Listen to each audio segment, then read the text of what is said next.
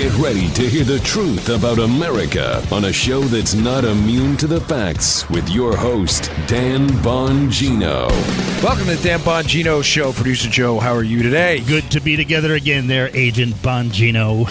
Yeah, I had a one of these, like, we struck gold in them darn air hills weekend, you know?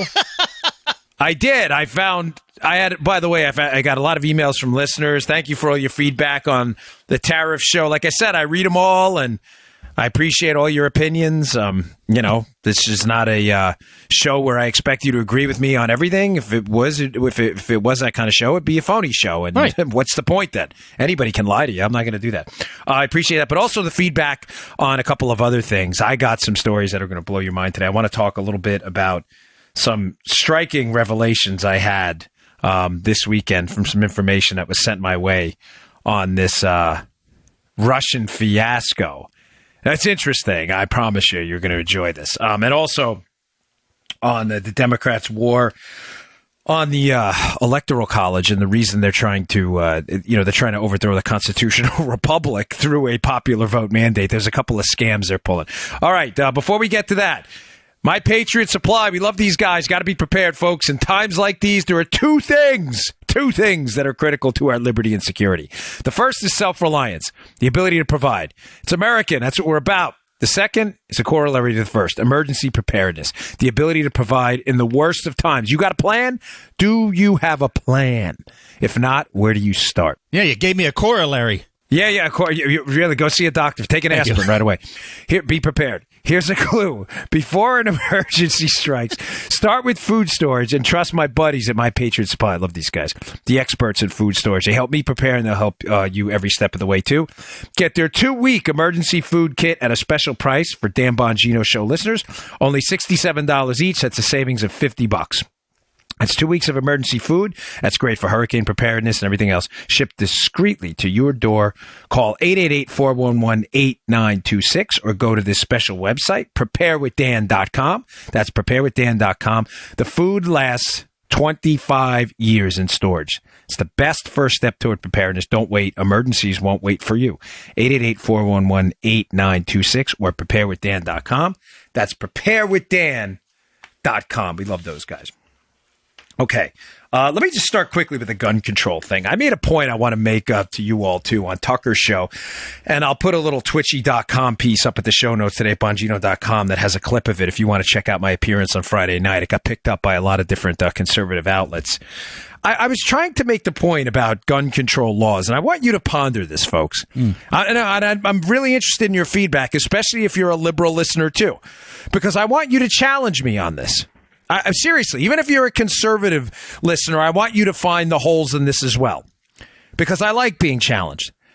One of the reasons I am so against additional, quote, gun control laws, which is, there's no such thing as gun control, but that's the way the focus group on the left frames it, because it sounds good. Of course, we all got to control guns, but they don't. The guns are not controlled. That's the irony of the situation.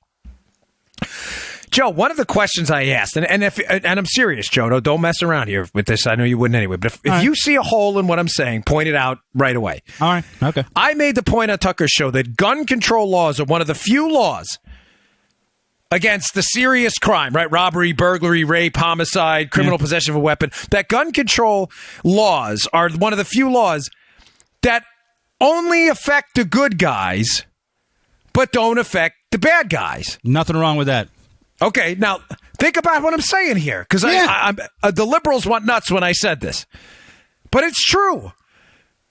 If I mentioned this on the show before, forgive me, but it's worth repeating. Joe, do burglary laws affect you at all? Will they alter your behavior? Hell no. No, because Joe doesn't burglarize homes. Right. Now, Joe, you know my wife, Paula. Do you think armed robbery laws affect Paula and her behavior at all? Absolutely not. Yes, she would not be a good mugger. No. I love my wife, but doesn't have a particularly violent streak. She's also significantly shorter and smaller than me. I doubt she would be. She'd do very well in that profession, folks. most of the laws on the book that are designed to curtail behavior are designed to curtail the bad guy's behavior, not the good guy's behavior. The difference with gun laws, as they're written now, is they do nothing to curtail the bad guy's behavior. In fact, they make it more bad guyish. Yeah. Because the bad guys don't get their guns legally. The drug dealers, the rapists, the muggers, the people involved in armed burglaries, forced entries into homes. They don't go to the gun store and buy their guns. No, they don't. They don't do that. Thank you for putting an accent on that. They don't. They get their guns off the black market. So the behavior of the criminal is not affected at all. Matter of fact, the criminal prefers gun law. They don't like burglary laws. Dig it. You're right. Burglary laws screw them over because if they get caught, they go to jail. The difference with gun laws, and the reason they like gun laws is because, they're taking on a little risk carrying a gun illegally, but they know they're probably not going to get caught. They've been carrying it most of their lives, a lot of them. And secondly, they know you, the good guy, will follow the gun laws, which in blue states are hyper restrictive, which will keep you from carrying a gun. So there's a force asymmetry where they get to prey on you, the unarmed citizen. Now, a couple people pointed out, and fair enough, they said, well, what about speeding laws? They affect the law abiding. Yeah, it's true. A lot of people do who are generally law-abiding citizens would speed. I get it. Yeah. So, but I'm talking about serious stuff. You're drug dealing, robbery. And so I'll point stipulated on that. So don't email me that one. I get, but I wasn't really talking about speeding infractions. I'm talking about serious things like burglary, robbery, rape, homicide, forced entry. Assault 1, assault 2, assault 3. That's what I was referring to. Those laws don't impact you at all because you don't do that stuff. Yet gun laws in New York, in Maryland, and in California, legitimately legal. I'm speaking about legally. I'm not saying constitutional. I just mean that I should use the term legitimately. This is illegitimate. But they believe it is. Keep you factually from owning a firearm while they do nothing to impede the criminal at all. Challenge me on that. And, dude, there is a market for drugs. There's a market for prostitution. And let me tell you something, pal. There is a market for illegal guns. Oh, is there ever? Big time. They're not hard to find, Dano. And they love it because it's what enforces their criminal enterprise. Yeah. Remember, criminal enterprises are not enforced via contract law. Joe and I have a deal with Conservative Review and Westwood One, and I have a deal with NRA TV. By the way, my show launches tonight, 5:30 Eastern time, so check that out at NRATV.com. But these deals, shameless plug, right? I didn't even mean to do that. That's all right. But those deals are enforced via contract. Because Joe and I are law-abiding folks. I mean, if I have a contract with Joe and we have a contract with Westwood, we honor the contract because that's what law-abiding people do. Criminals involved in the drug enterprise and child sex trafficking and internet pornography and robbery rings and car theft rings, they enforce their laws by violence. Hey, you're going to go steal that car and bring it to me. If you don't, I'm going to shoot you. Boom. They don't go, hey, we got a contract, Joe. You're going to steal me 5 cars, and if you break that contract, I'm going to take you to court. Wait, what? So the entire premise of a gun law reinforces the black market for weapons, and allows criminals to prey freely on you while it doesn't affect them one bit. Folks, it doesn't affect them one bit. I'm telling you. Watch the clip. It's up at twitchy.com. I'll have it on the show notes today. And Tucker, I think, got a good laugh out of it because I think he knew what I was saying was true. It's folks, it's pathetic. All right, let me just we got a few sponsors today, so I appreciate their support in keeping the show free. And I want to get to this because I've got some mind-blowing information. I'm absolutely convinced, by the way, Joe, that the Mueller investigation is now officially a smokescreen. I think a lot of you suspected that, but I'm gonna knock 2 of these out of the park today to show you this thing is nothing but a scam right now. Cool. All right, today's show also brought to you by our buddies at iTarget. creators of the iTarget Pro system. This is a great system. Thank you for the emails. You know who you are. People who've sent me their shooting scores. What does this system do? It is a system that allows you at home to take your dry fire practice to the next level. Dry firing is basically pulling the trigger on an empty weapon. Check it twice, check it 3 times. Look, listen, feel inside that empty chamber, right? God forbid you don't want an accidental discharge. That would be catastrophic. But dry firing allows you to practice your trigger control, your trigger pull, slow and deliberate, your sight alignment, equal light on both sides, level across the top. These are important skills. The iTarget Pro system, and that's the letter I, the website's itargetpro.com. They will send you a laser round. You drop in the firearm you have now. You don't have to make any manipulations. And when you depress the trigger, it emits a laser onto a target they send you. So you know exactly where that round would have went. Obviously, it's a laser round. It's not a real round, obviously. But people send me their scores because you can track them on this phone app. It's a terrific system. My father loves it. People who pick it up never put it down, and it will dramatically increase your accuracy. Anybody can shoot a firearm. The question is, can you fire it accurately? If, God forbid, you're involved in a self-defense situation, can you engage and hit your target? That's what matters. Check it out. It's the letter I, targetpro.com. That's the letter I, targetpro.com, itargetpro.com. Promo code DAN, D-A-N, for 10% off. Promo code Dan for 10% off. Remember, competitive shooters, they dry fire 10 times more than they live fire because that's what matters, folks. Practice that trigger control. Practice your sight alignment. This stuff matters. You need these skills to defend yourself in the real world. itargetpro.com. Okay.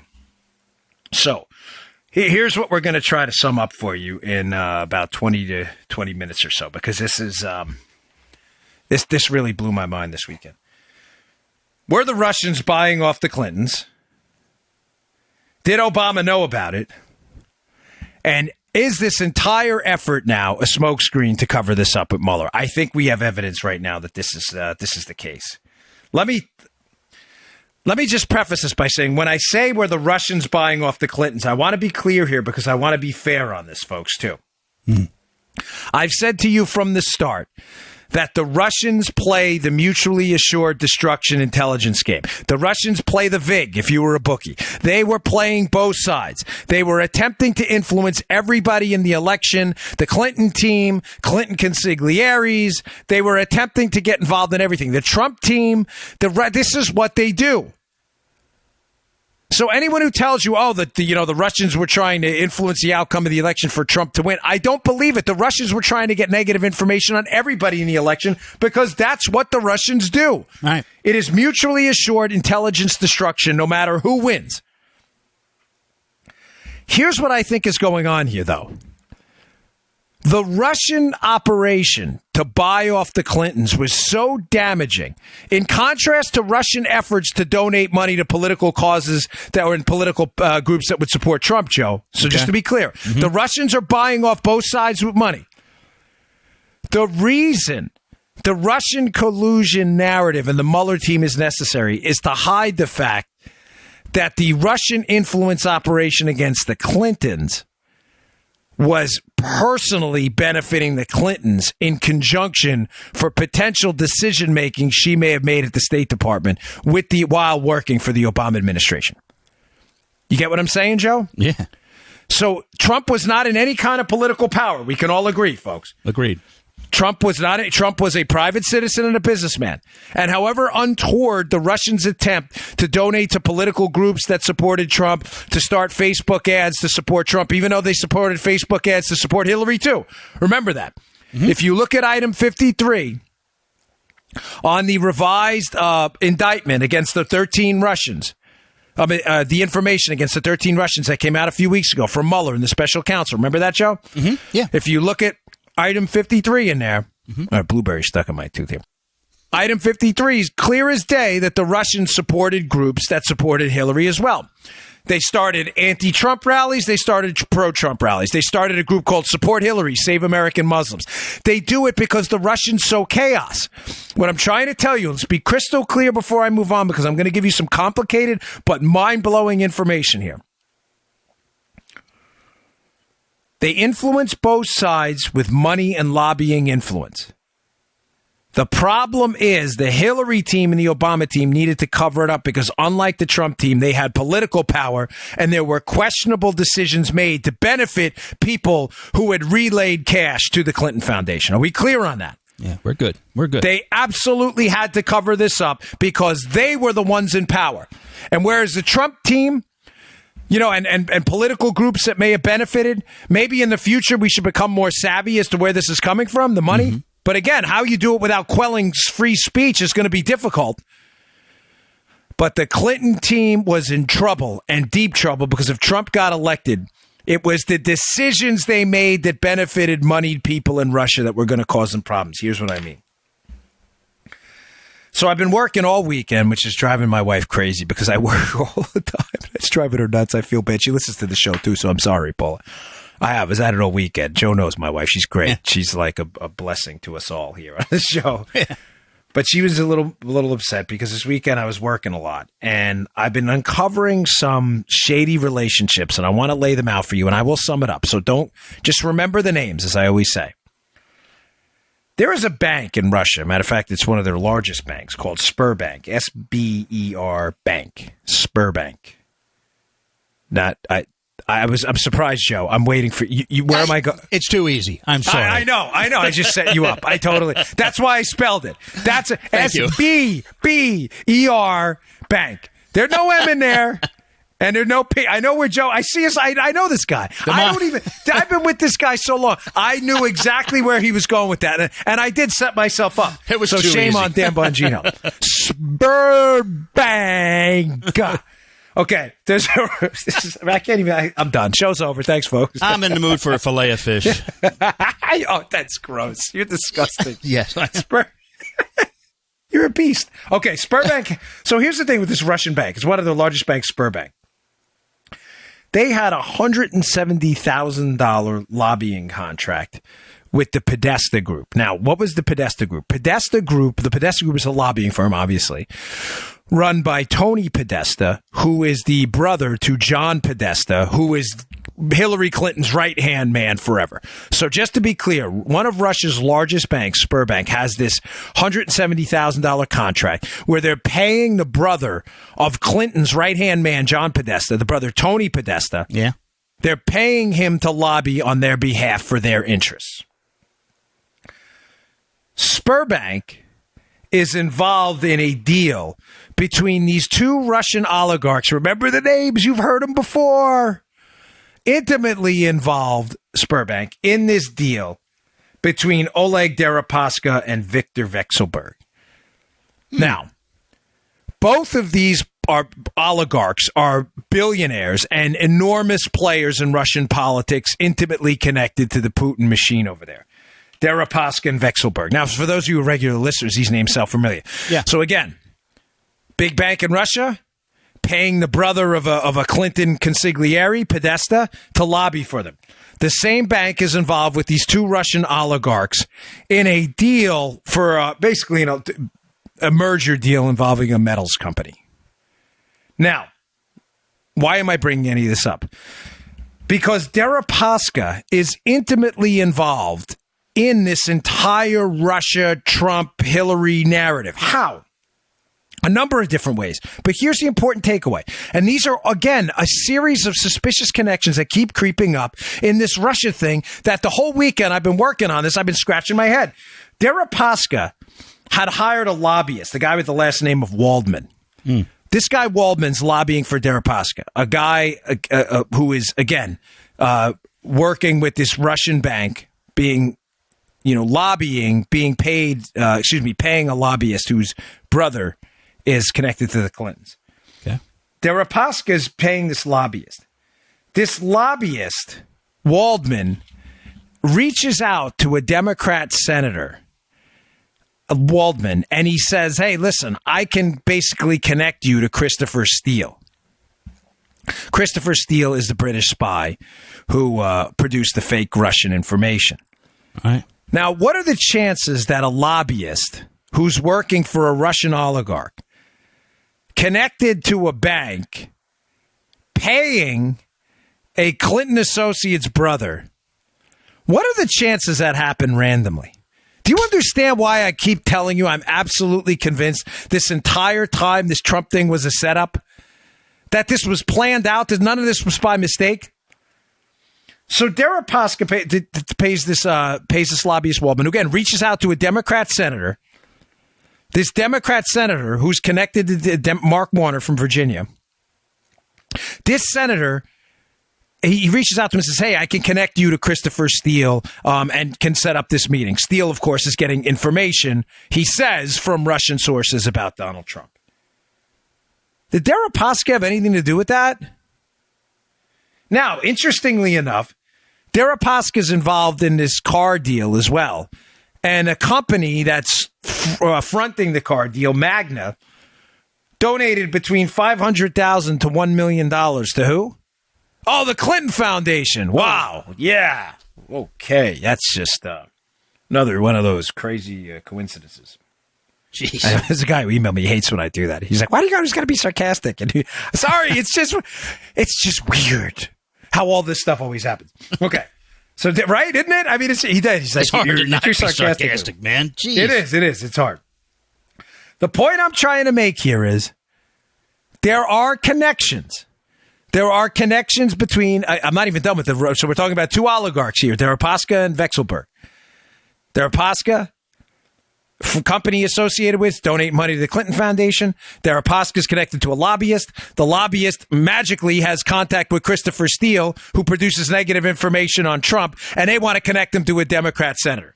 They're also connected to a Russian bank. Russian bank has connections to the brother of John Podesta, who is Clinton's right-hand man. Victor Vexelberg, who also everybody's connected to this Russian bank. To Russia, it's an enormous bank. But these are interesting connections, to say the least. Vexelberg has this group, Renova Group. It donated between $50K and $100K to the Clinton Foundation. Vexelberg, as I pointed out last week, by the way, a project falling under his purview, according to Clinton Foundation emails that were released, was the Skolkovo Project. The Skolkovo Project was the Russian Silicon Valley project, which the Army and our intel communities acknowledged was just an attempt at espionage to steal trade secrets. And I put a piece in the show notes last week by Diana West showing that the Skolkovo Project at Vexelberg fell under his purview, according to Clinton Email Foundation emails, may have been responsible for the development of these deadly continent killer missiles that Putin was just bragging about in an election speech last week. Now, interestingly enough, 17 of the 28 companies that were going to be involved in this Russian Silicon Valley project called Skolkovo, don't forget that name, right, also made significant donations to the Clinton Foundation. There's this constant theme of money going from Russia to the Clintons. Yes. And people connected to Russia approaching the Trump team.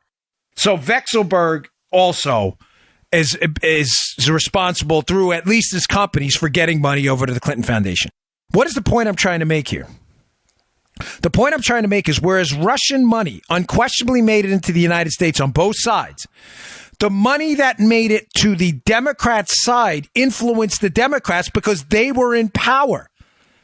Or at a minimum, could have influenced the Democrats. Vexelberg's involved with Skolkovo. Skolkovo needs Hillary Clinton to advocate for as Secretary of State.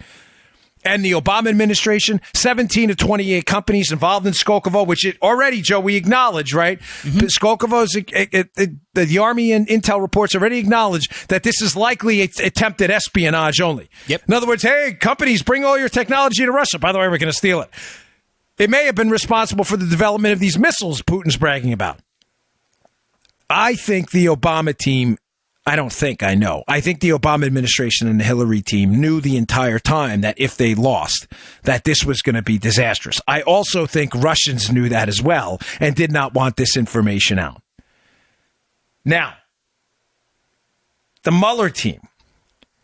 I find it awfully interesting right now that the Bob Mueller special counsel team is focusing, at least up to this point. And if I'm proven wrong, I will come out on this show and say it, Joe. But this is why I'm absolutely convinced the Bob Mueller team, Bob Mueller, who was the FBI director when the Uranium One sale went down, by the way,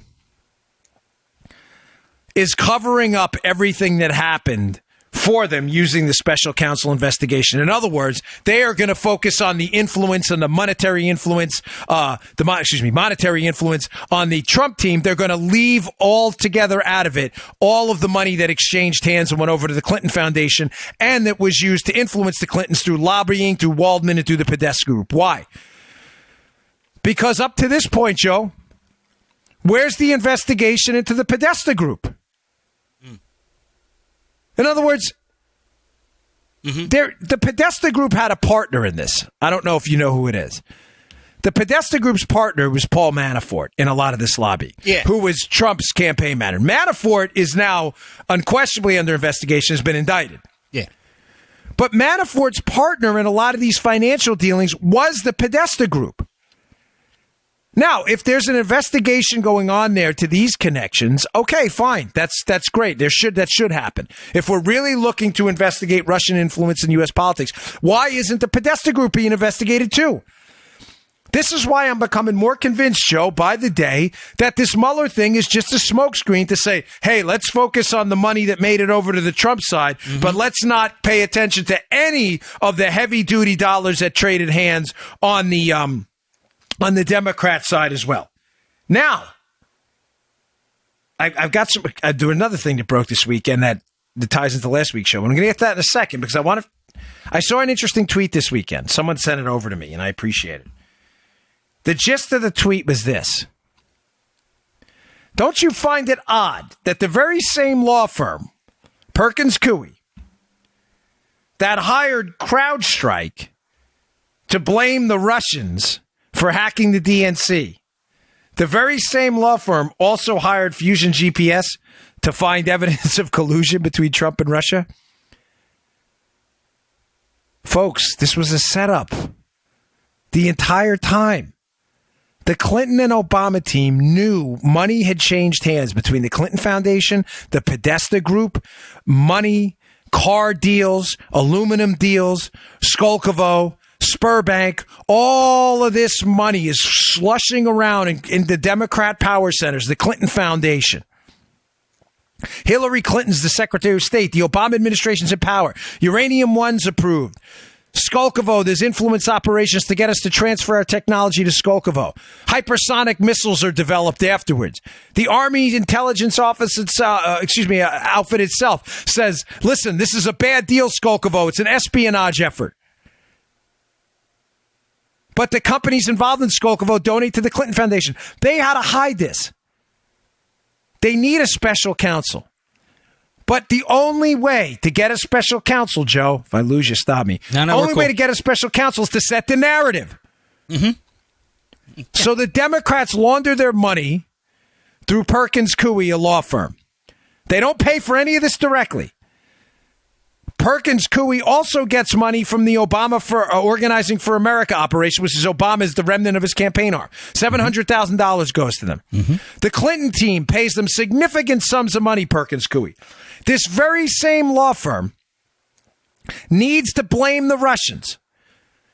So they hire they don't let the FBI come in and analyze the so-called DNC hack. And I say so-called because there's no evidence so far convincing me or anyone else in law enforcement or former law enforcement that DNC was in fact hacked. We know Podesta was caught up in a phishing scheme, and no one has produced evidence that the DNC was hacked. Why? Because the FBI's never looked at the computers. They won't let them in.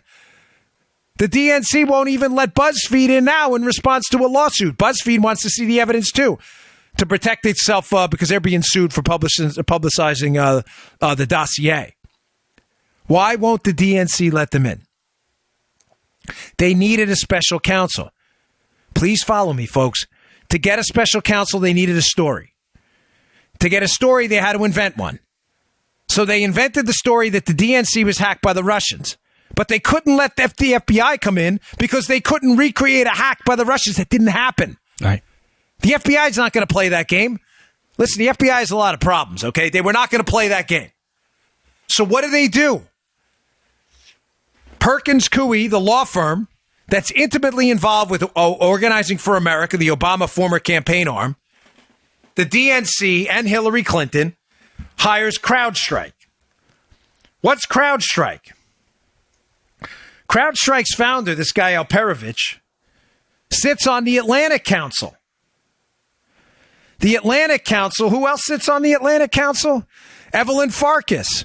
The same assistant, was a deputy secretary of defense who went on MSNBC. We played the audio 1,000 times after the election and basically said, hey, the Trump team didn't know how we had all this information about them in Russia. Yeah. But, we had to let people on the Hill know. Yeah. CrowdStrike's founder sits on this Atlantic Council board with her.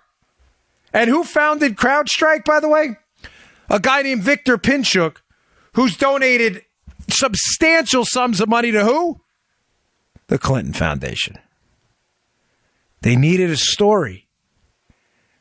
They needed a special counsel because they knew money had exchanged hands on both sides. They knew they could dirty up the Trump team with a special counsel as long as they had a story. Right. They knew the money on the Democrat side was going to be ugly. They knew they had to hide it. The way to hide it is to get a special counsel and get a lead special counsel investigator who, by the way, is not clean on this. In other words, not clean in that he doesn't have some involvement in it. He was not he should have been a nonpartisan lawyer from outside of the D.C. swamp who could have evaluated this case without any interest involved. But Mueller was the FBI director when Uranium One went down. There was no way Mueller could be impartial. They needed someone to sweep this under the rug.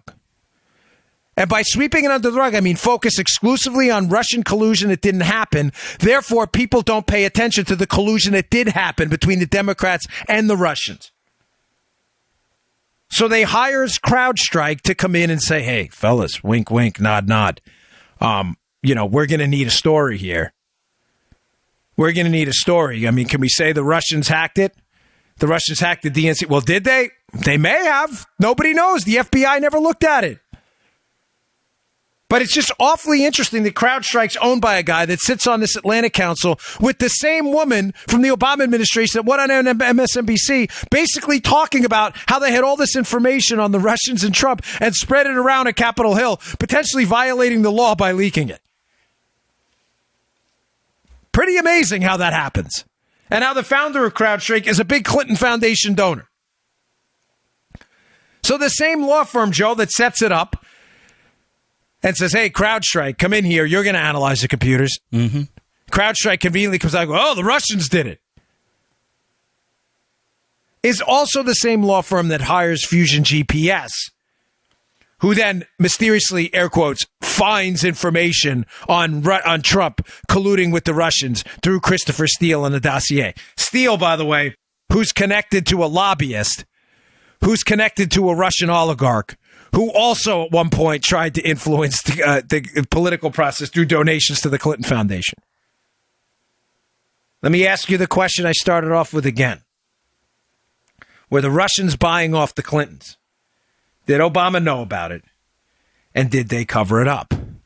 Now, hat tip to my buddy Caleb and other people who sent this to me. I don't know how I missed this, but when I do, I got to, I sometimes I need a mulligan from you folks. I had actually covered this article before and missed it. I wasn't brain dead on Friday. I was actually quite frosty. I just, with so much going on, I don't know how I missed it. On Friday, I had asked the question. This is going to tie into the second part of this. Did Obama know about the Russians buying off the Clintons?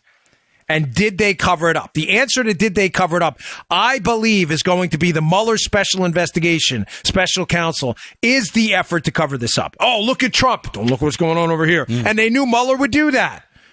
I've got more evidence for that in a second. But covering part two of this, did Obama know about it?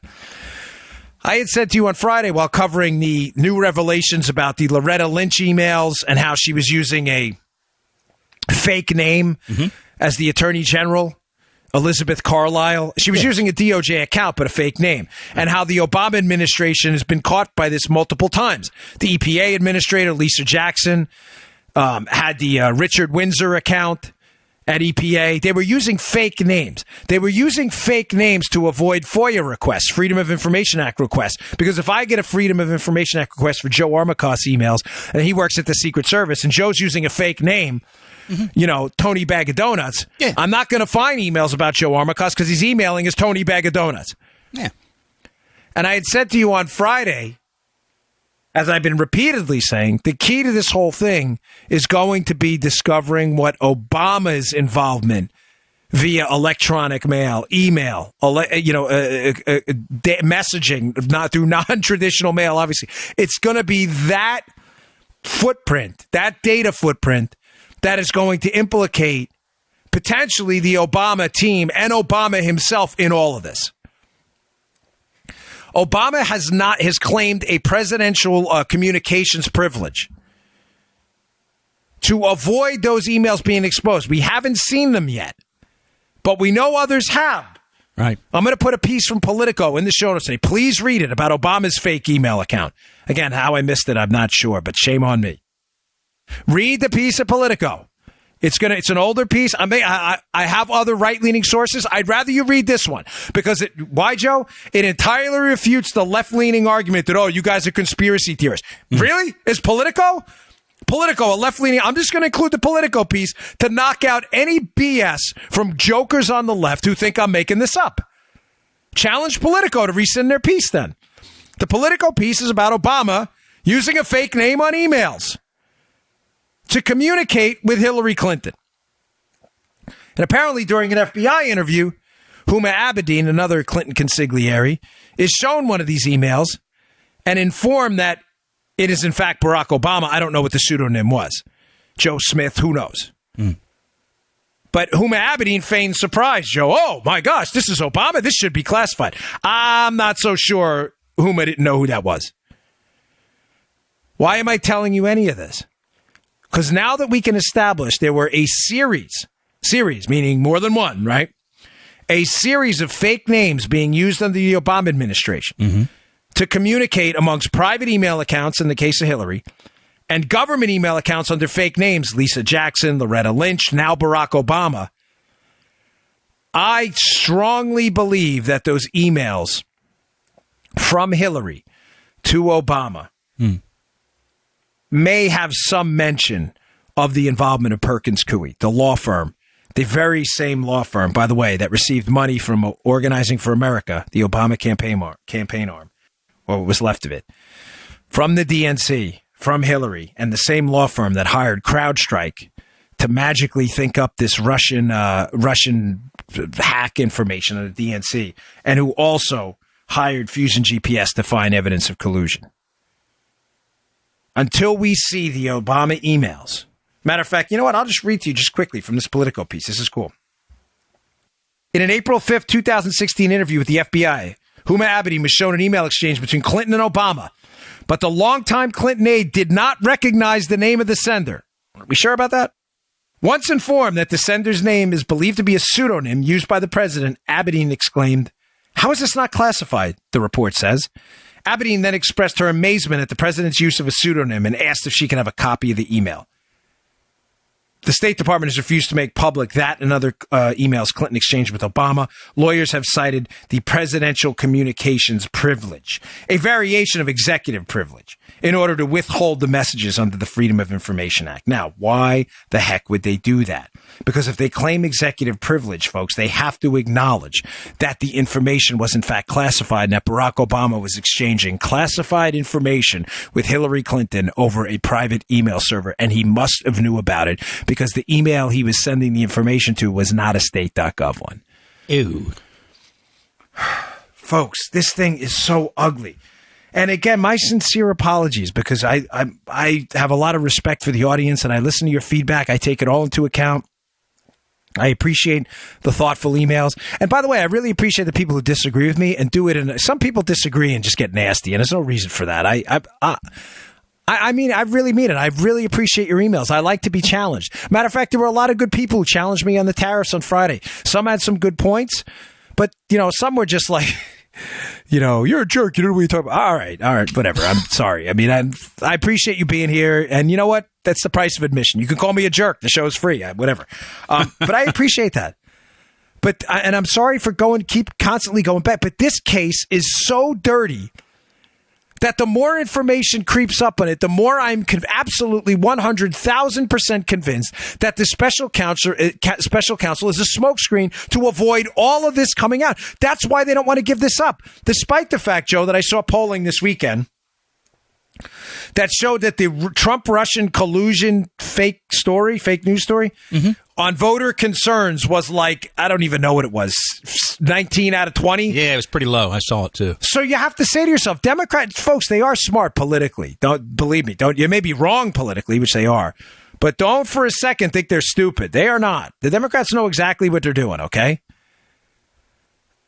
The Democrats, you have to ask yourself, why the hell are the Democrats still painfully sticking to this Trump-Russia story, despite the fact that they know voters don't care anymore?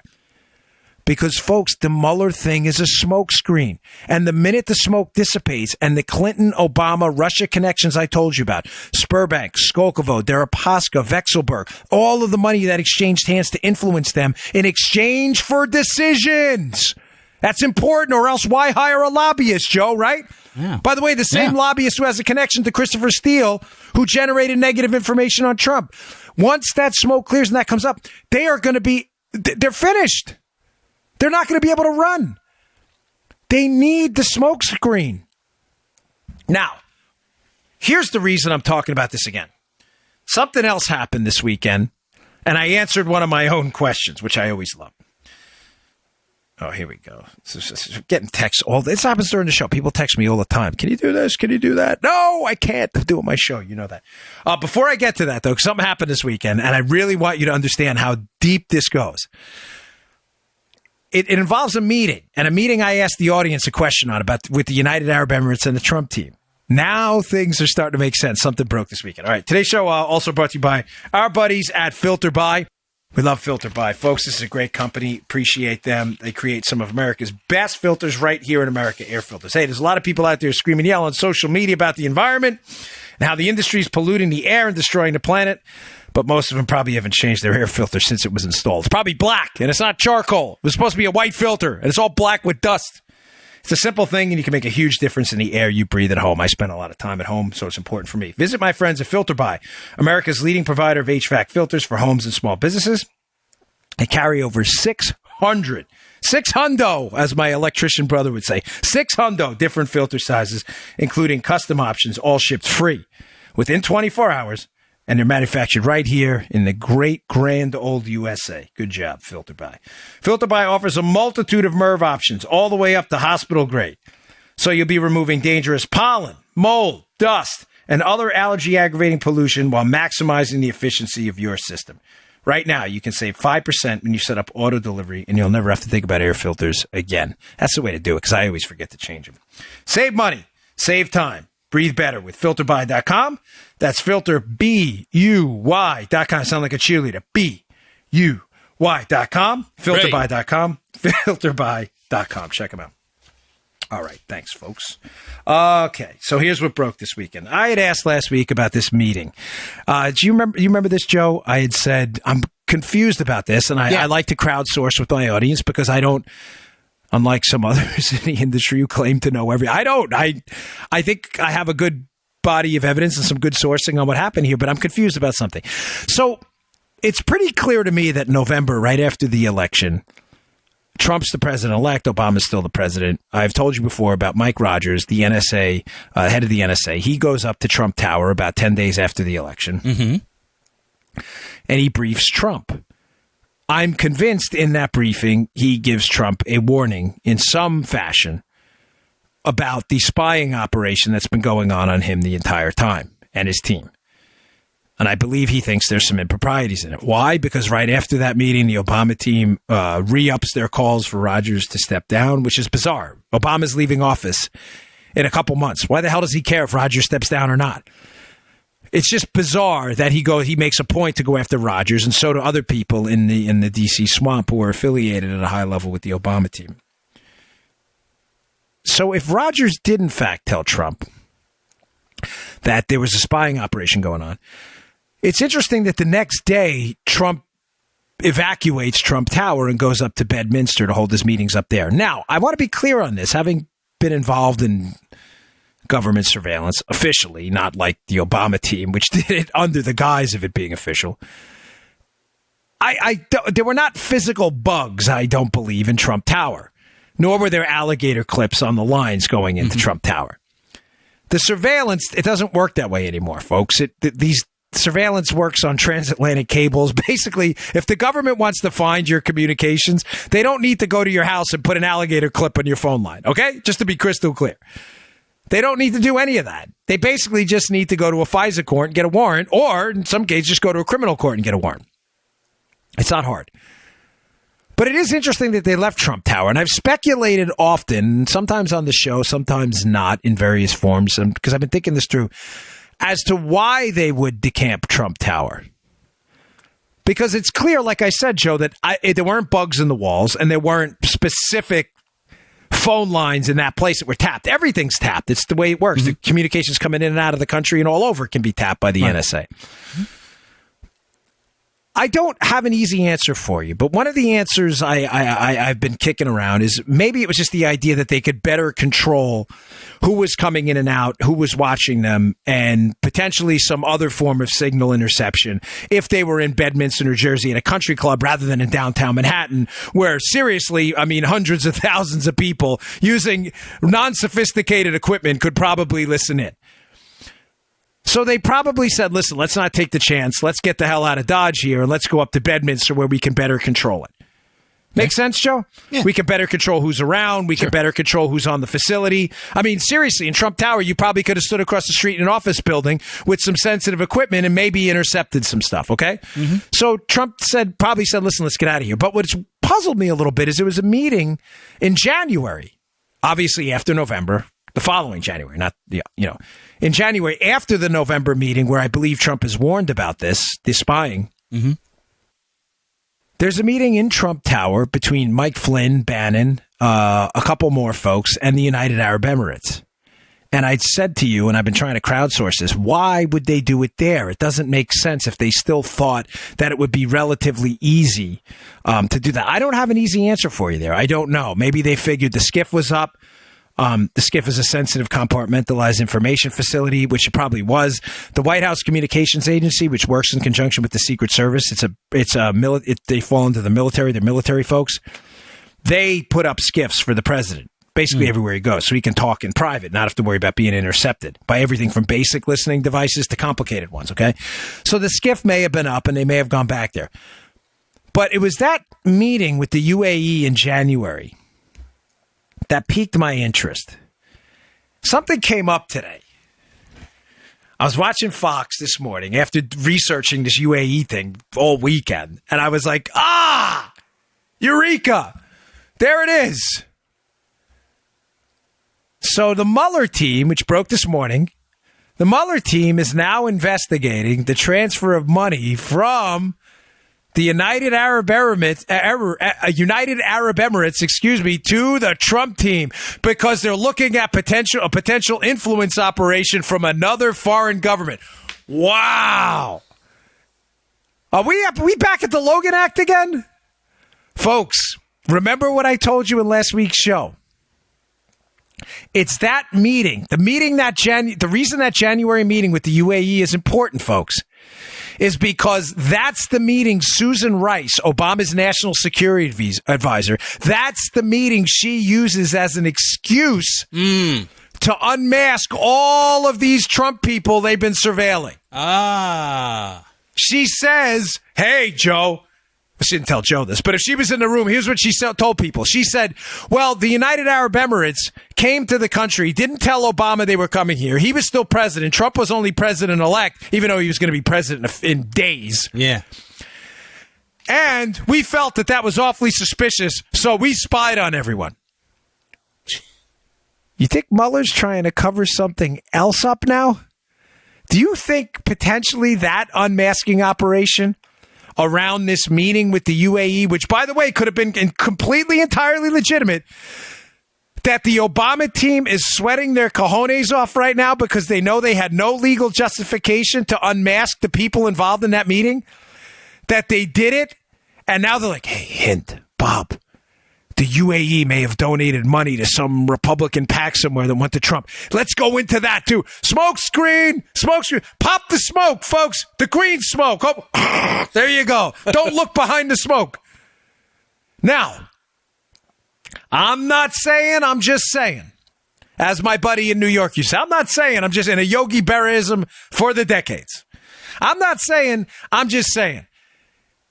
If Mueller is going to use, again, the Logan Act here as a premise for opening this part of the investigation into this meeting, ladies and gentlemen, we got a serious problem. We have a special counsel that is entirely rogue and out of control. Now, why would I say that? Because remember, the Logan Act was the entire operating principle the Obama administration used to target Mike Flynn. The Logan Act, which says private citizens can't intervene with foreign governments, in official matters, basically. Right. It's not, the Logan Act is not serious. It's only serious when the Democrats need to target Republicans. Nobody in the history of the United States has ever been prosecuted using the Logan Act. It is questionably constitutional at best. Folks, it has never been taken seriously ever. It is the jaywalking of federal crimes, but people have actually been convicted of jaywalking, I'm sure.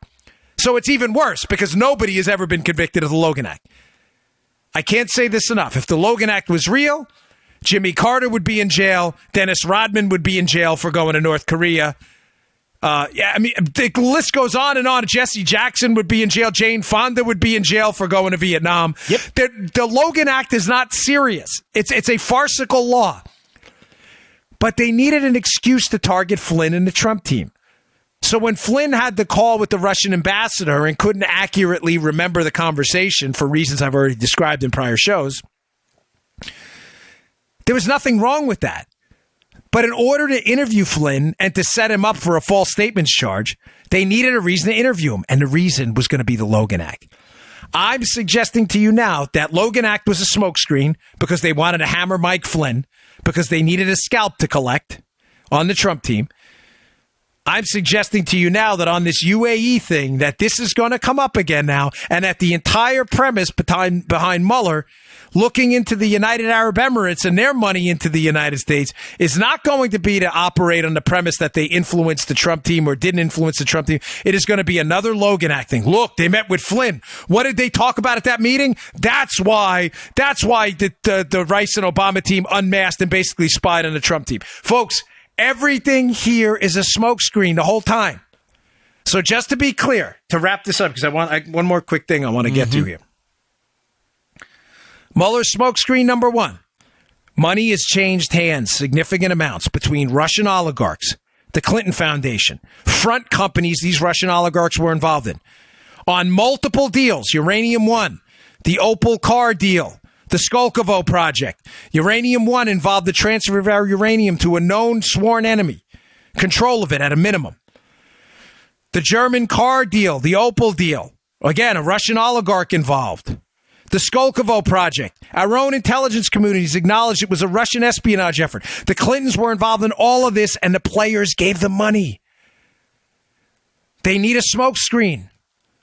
The smokescreen is, if we get a special investigation into Trump, they can look into Trump, and it'll distract everybody from what we did. How would the Clintons know about a special investigation and a special counsel? How would they know that would work? Because they were the subject of a special investigation to the independent counsel as well.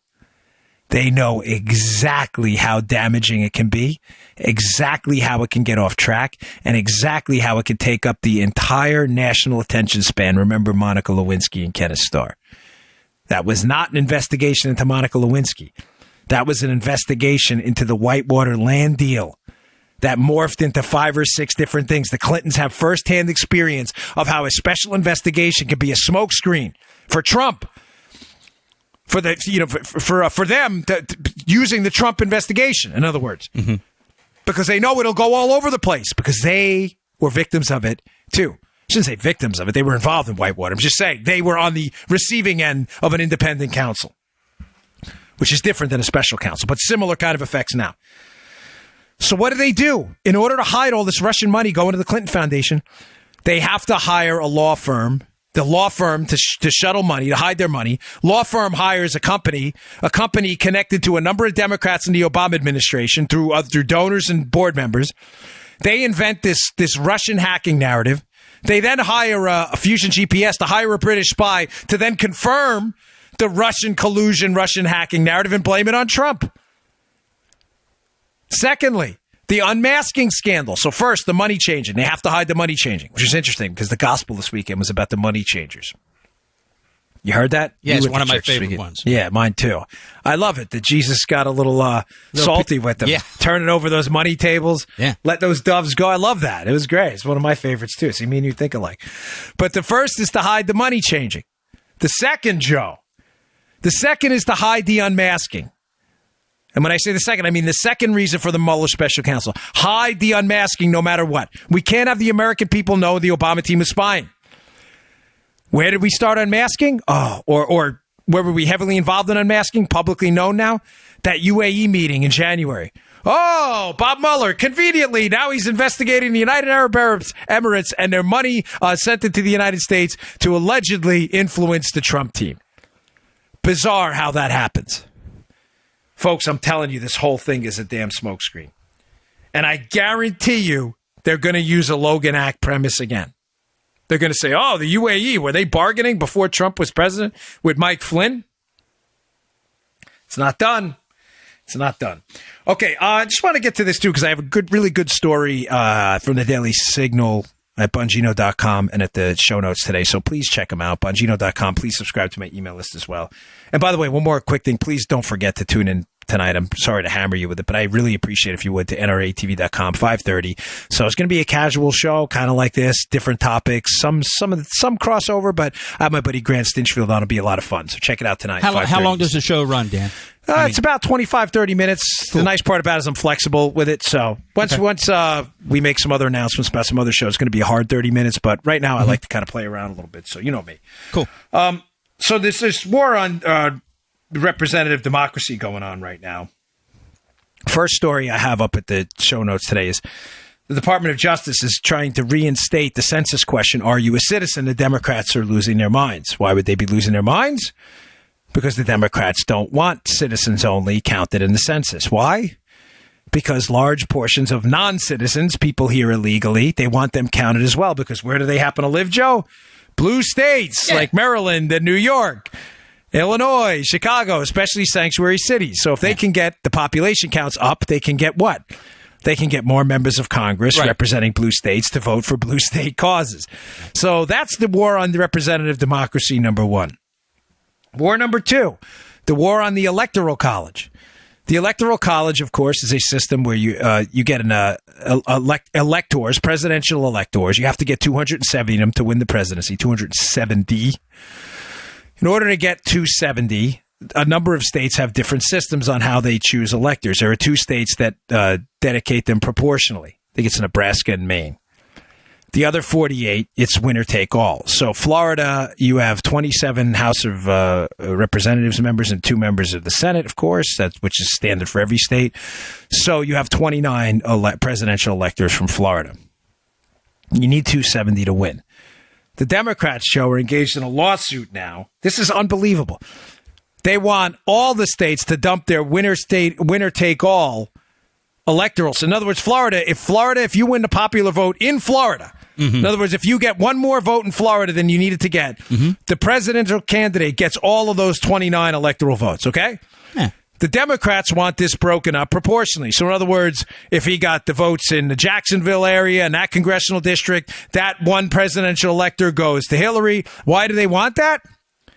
Because who controls the population centers, Joe? The big cities. Right. Dems. Democrats. So they don't want a winner-take-all system. They don't want a state to be represented. They want the cities to be represented. Yes. Secondly, so they're trying to dump the Electoral College winner-take-all system. Secondly, they're trying to dump the Electoral College to an end around the Constitution by creating a state compact. I've told you about this before. This is really dangerous. This is what they want. They don't want states represented in their interest. They want the city population centers, California, New York, to run the whole country. Their second prong of attack on the Electoral College is a state compact for 270, meaning once they can get states that would lean blue, because only blue states would subscribe to this, Joe. to agree that the winner of the national, not the state popular vote, remember, Florida has 29 electoral votes, determined by who won Florida, not who won the national popular vote. Remember, Al Gore won the national popular vote. George Bush got Florida because he won Florida. By the way, it's not in dispute, liberals. I can do a whole show on that, but don't be silly, please, okay? You get what I'm saying, Joe? Yeah. Now the Democrats are pushing for blue states that equal 270 electoral votes to make, Joe, a wink and a nod agreement, a state compact, that all of those states will vote for the win. All of their electors, winner take all, which is the opposite of what they want the other way. If they can't get, remember, if the Democrats can't get one way to destroy the constitutional republic, they'll take another one. Yeah. They want these states to agree, do a handshake agreement, that those states will vote for the winner of the national popular vote. Well, what would that do, Joe?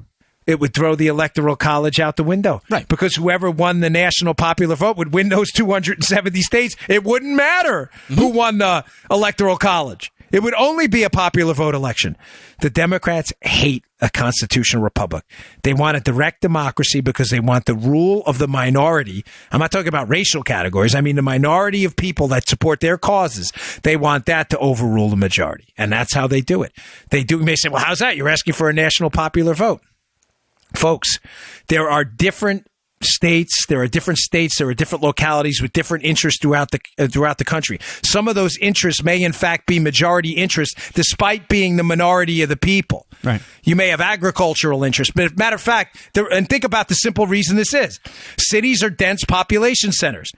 So if you move to a city, does that mean, that the national government should finance the subway system in New York and should do absolutely nothing to finance a road between, Texas and Louisiana? They're talking about interests. It's a way for minority interests to overrule the majority. Big trouble. All right, folks, thanks again for tuning in. I really appreciate it. Hope you like the show. Go to Bongino.com. Check out the articles today. I got another interesting article, by the way, about Spurbank in there, which makes Joe laugh, and their connection to Skolkovo as well, how they wanted the big interests in there and had a data processing center, the same bank where Tony Podesta was paid and the Podesta Group as a lobbyist. Go check it out. I'll see you all later. You just heard The Dan Bongino Show.